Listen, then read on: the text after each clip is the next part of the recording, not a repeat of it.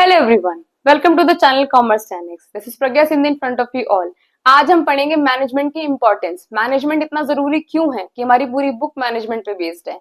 तो चलिए पढ़ते हैं। देखो, मैनेजमेंट की इंपॉर्टेंस हम उस इंपॉर्टेंस वर्ड से ही याद करेंगे। सबसे पहले अल्फाबेट है आई। आई से हमें ध्यान रखना है increase. Management increases efficiency. Efficiency क्या होती है कि जब कोई भी काम इस तरीके से हो कि खर्चा जो है वो कम से कम हो, यानी कॉस्ट कम से कम लगे। कोई भी काम जब भी मैनेजेबल तरीके से होगा तो उसमें कॉस्ट कम लगेगी, प्रोडक्टिविटी बढ़ेगी, रिसोर्सेज का कम से कम वेस्टेज होगा, तो अपने आप एफिशिएंसी इंक्रीज होगी। क्योंकि एफिशिएंसी का मतलब ही ये होता है कि कॉस्ट कम और यूटिलाइजेशन ऑफ रिसोर्सेज ज्यादा।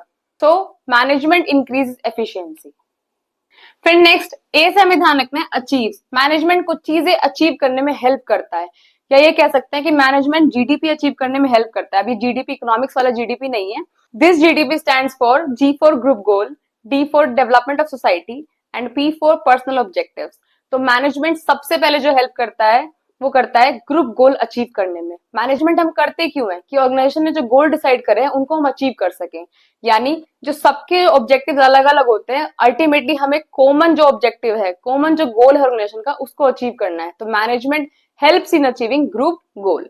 फिर नेक्स्ट है डेवलपमेंट ऑफ सोसाइटी। हमने हमेशा पढ़ा है कि पहले तो वो ऑर्गेनाइजेशन गोल की बात करता है, फिर वो बात करता है डेवलपमेंट ऑफ सोसाइटी की। क्योंकि कोई भी organisation single objective of earning profit के साथ आगे नहीं चल सकता फॉर लॉन्ग टर्म। तो इसलिए वो सोसाइटी के डेवलपमेंट के लिए भी कुछ ना कुछ एफर्ट्स पुट करता है। जैसे वो गुड क्वालिटी प्रोडक्ट्स प्रोवाइड करता है, एम्प्लॉयमेंट अपॉर्चुनिटीज क्रिएट करता है, सोसाइटी की प्रॉब्लम्स को सॉल्व करने में हेल्प करता है, न्यू टेक्नोलॉजी को अडॉप्ट करता है। तो ये सारे फैक्टर्स से क्या होता है, development of society. So management helps in development of society. फिर आता है पर्सनल ऑब्जेक्टिव, यानी management helps in achieving personal objective.